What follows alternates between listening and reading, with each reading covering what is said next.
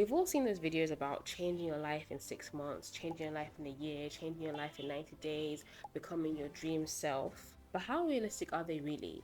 And how possible is it for you to drastically change your whole life? This year, I want to use myself and my life as an experiment to see how much change I can really make in the next 6 months, create my dream life, and then in the next 6 months after that, can I maintain the changes that I've made? I have a bit of an advantage because I've done it before, partly. Back in 2020, that infamous year, I changed my life quite drastically. I lost a ton of weight.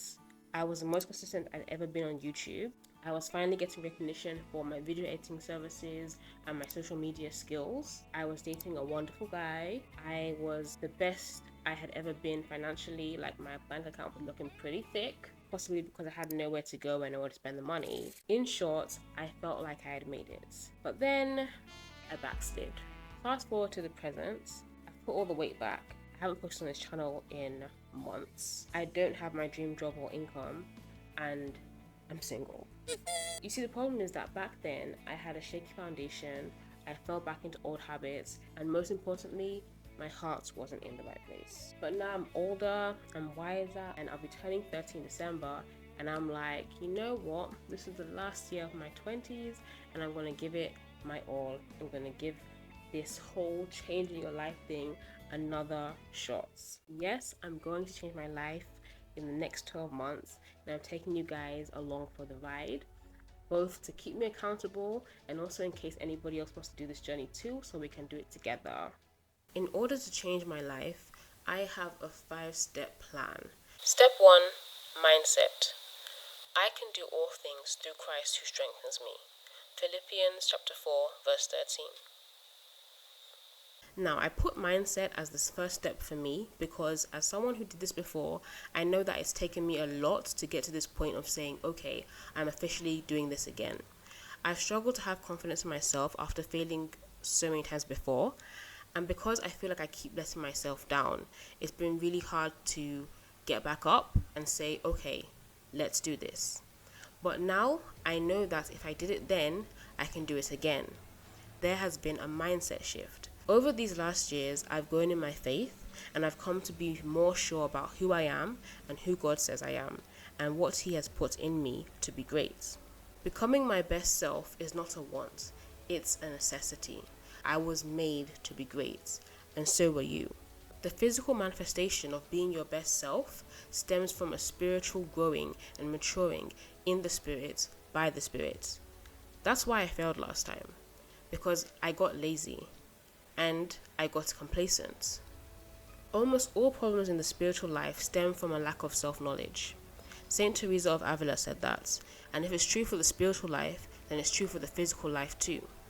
As a believer, knowing yourself is foundational to knowing God and progressing in holiness, and growing in holiness goes hand in hand with being your best self, since being your best self is essentially being all God destined you to be. That's the mindset for changing my life in these next 12 months. Practically speaking, what happened last time is that I didn't have a strong foundation. I didn't really care about doing the things I was doing aside from for superficial reasons. And once I got a job that made me really busy, it was easier just to go through the motions than work on lasting changes. I didn't fix my habits, I didn't fix my routines, I was just doing things. Step 2. The plan. Ask the Lord to bless your plans, and you will be successful in carrying them out. Proverbs chapter 16, verse 3. So I'm working on my laptop, guys, and I just want to show you what I'm looking at, this whole plan that I have to achieve my goals in 2025. I'm very excited about it. It's a whole elaborate, I kind of want to call it a plot. It's my master plan for mass progression in 2025, and I'm pretty excited about it. The first 6 months are going to be geared towards building the dream, and the next 6 months are geared towards maintaining it. I'm focusing on 3 main goals: faith, fitness, and finance. But I'll also be working on reaching my language goals of fluent French and reading more books. Let's call these intellectual goals.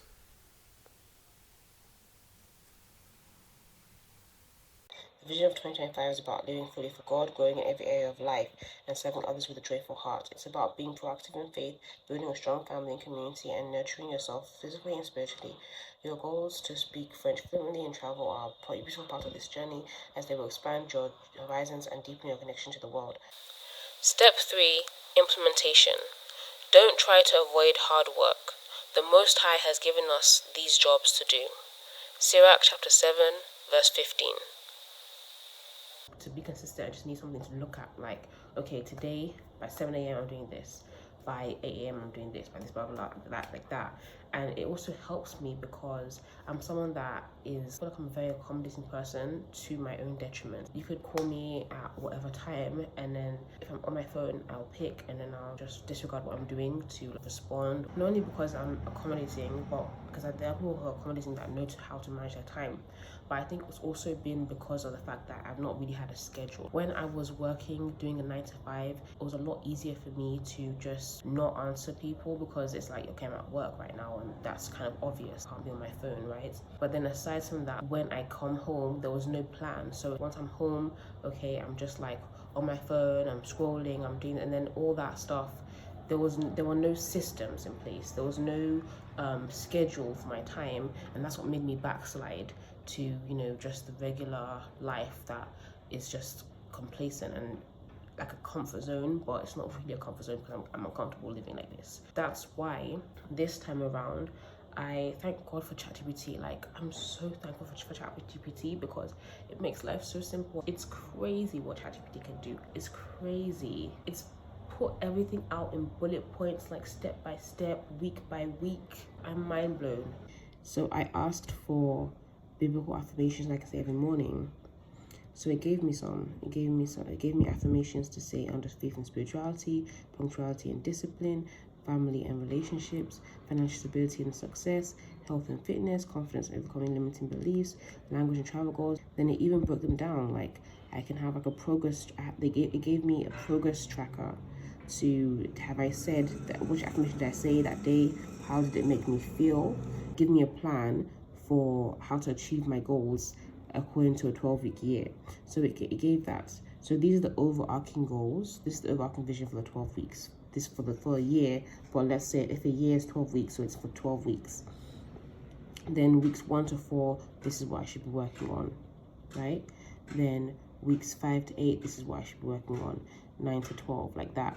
And so it even gave me a schedule, which I really love. So I can just print this and paste it on the wall, and then just be going by this every day. And so it's really simplifying my process. And then it also gives me a progress tracker, and it's just ChatGPT is actually so amazing. Like, it helps out with so many things, even give me a printable. I also want to show you guys my habit tracker. That's something just that I can just tick off. Like, okay, have I read 3 chapters of the Bible? Tick. Have I read 10 pages? Tick. Have I completed my 30-minute workout? Tick. Like, I want something that I can just check. So every day I know that, okay, I'm on track. And just doing these things every single day, I'm so excited. Like, I'm so excited for what my life is going to look like at the end of 6 months, at the end of a year, by next year. Like, I'm so excited because I feel like if I just stick to the plan, it's gonna be fine. If I just stick to the plan, it's gonna be fine. This is the habit track. I did this for something else, but here you can see that it has all the little dots for me to mark. It has, you know, read 2 chapters of the Bible, then I'll tick it when I've done it. And it has start dates and it has end dates. This is the one I have. It started last year on the 30th of October, and it was supposed to finish on the 29th of December, but I I didn't follow through. Like, life got a bit overwhelming for me. So you can see the blue dots are the ones I completed and the black dots are the ones that I didn't. So yeah, but this is basically how it works, and I'm gonna print a fresh one so that I can start again. Step 4. Evaluate and edit when necessary. An unexamined life is not worth living. Socrates. At the end of every day, every week, every month, every quarter, I'm going to be evaluating my progress. Video updates will come bi-weekly to give me enough time to be ahead of the editing, and so that I can maintain consistency without feeling overwhelmed or burnt out. anything that isn't working, I'm going to let you guys know what it is and why I'm either adjusting it or scrapping it. Likewise, if I feel I can improve on something, I'm going to take note of that and increase the task if I'm able to, or if I see that it's necessary. Step 5. Repeat. Let us not become weary in doing good, for at the proper time we will reap a harvest if we do not give up. Galatians chapter 6 verse 9. Reminding myself of the goal every day, and most importantly, by doing things and not just talking about it or thinking about it. Everything needs to be implemented. I am so excited. I am so excited for this challenge. I'm so excited to get this done. This year is gonna be amazing. And if you want to also get in on this, leave your comments down below. Leave your goals down below. Let's do this together. I have exposed myself. Apart from the financial goals, I'm not going to expose that because I think I should move a little bit in silence. I don't want to overshare, even though this whole video is me sharing. I don't want to overshare. So I'm not going to put everything, but anything you feel comfortable with sharing, leave it down in the comment section below. Let's motivate each other. Let's do this because this year has to be different for us. It has to be an improvement. This is episode 1. I'll see you guys in the next episode. Thanks for watching. Say a prayer for me and bye.